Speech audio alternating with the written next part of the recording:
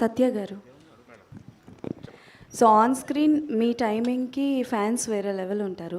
But off screen some time మీరు ప్రమోషన్స్లో వెళ్ళేటప్పుడు లైక్ ప్రభాస్ గారితో కానీ లేకపోతే మన రామ్ చరణ్ గారితో కానీ వెళ్ళినప్పుడు ఆ ఆఫ్ స్క్రీన్ టైమింగ్ అన్నది ఎలా మేనేజ్ చేస్తారండి?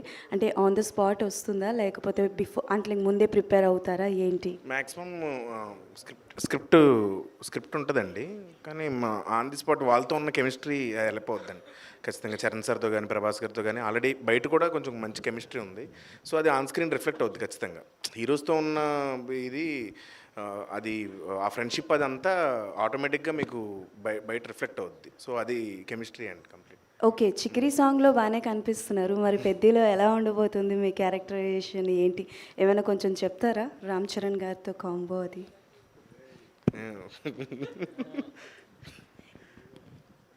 ఏముండడానికి ఏం చెప్పాలి, బాగుంటుందండి.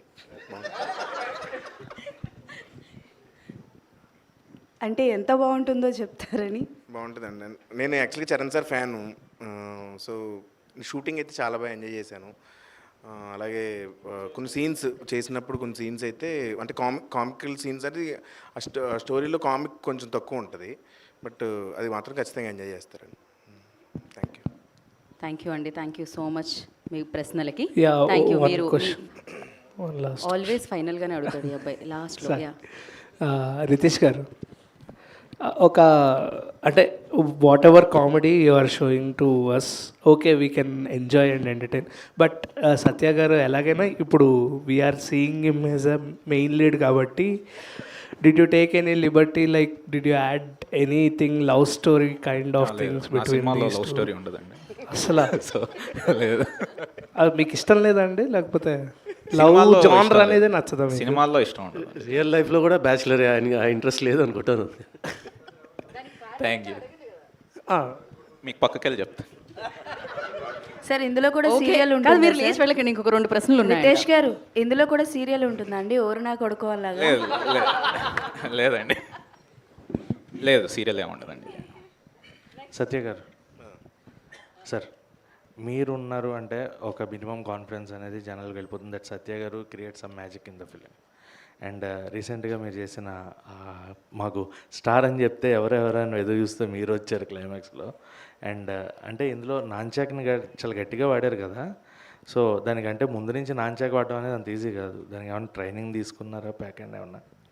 అది మా మాస్టర్ వచ్చి నేర్పారండి, కొంచెం అటు ఇటు మూవ్స్ అవన్నీ అవి నేర్చుకున్నాను. ట్రైనింగ్ తీసుకుంటున్నాడు, ఇంకా తీసుకుంటున్నాడు. ఇంకా 60% అయింది, ఇంకా ఉంది. నెక్స్ట్ డైలీ కూడా రోజుకు 1 గంట ప్రాక్టీస్ చేస్తాం. సత్య గారు, యా ఇంకొక సీక్వెన్స్ ఉంది. మీ flying reunion batch flying colours వాళ్ళ దగ్గర నుంచి తీసుకున్న సజెషన్ కానీ అడ్వైస్ కానీ, అంటే తొలిసారి హీరోగా చేయడం అంటే వివాహ భోజనంలో చేసి ఉండొచ్చు, కాకపోతే ఈ మూవీకి గురించి. ఫ్లయింగ్ కలర్స్ అందరూ మా బ్యాచ్ అందరూ చాలా హ్యాపీ అండి. ఇప్పుడు గ్లిమ్స్ వాళ్ళకి ఆల్రెడీ పంపించాను. అందరూ ఫోన్లు చేసి చెప్పారు చాలా బాగుందని. రితేష్ గారు సార్, ఇక్కడ what is the actual meaning of turbulence? Did you use turbulence అంటే అదే ఫ్లైట్ టర్బులెన్స్లో బేసిక్గా టర్బులెంట్గా ఉన్నప్పుడు ఫ్లైట్ ఊగిపోతూ ఉంటుంది కదా. సో నా మైండ్లో అలా ఊగిపోయినప్పుడు రాసిన స్టోరీలో. సత్య గారు, ఆ గ్లిమ్స్ చాలా బాగుందండి. అదా ఇందులో హీరోగా చేస్తున్నారు కదా, సో ఏమైనా 6 ప్యాక్ ఏమైనా రివీల్ చేయబోతున్నారా? సీజీ కొంచెం బడ్జెట్ ఎక్కువ అవుతుందని ఈసారికి అవాయిడ్ చేస్తాను. నేను కొంచెం సన్నగా చూపించండి సీజీ అంటే, అవసరం లేదు అలాగే చేయమన్నారు. ఇంక మళ్ళీ 6 ప్యాక్ అలా కష్టం అంటే ట్రై చేస్తున్నాడు అండి, వేరే సినిమాకి చేసేస్తాడు. ఆల్ ద బెస్ట్ అండి. థ్యాంక్ యూ అండి. ట్రై చేస్తూ ఉండండి. ఎనీహో మీ యాక్షన్తో అంటే మా మనసు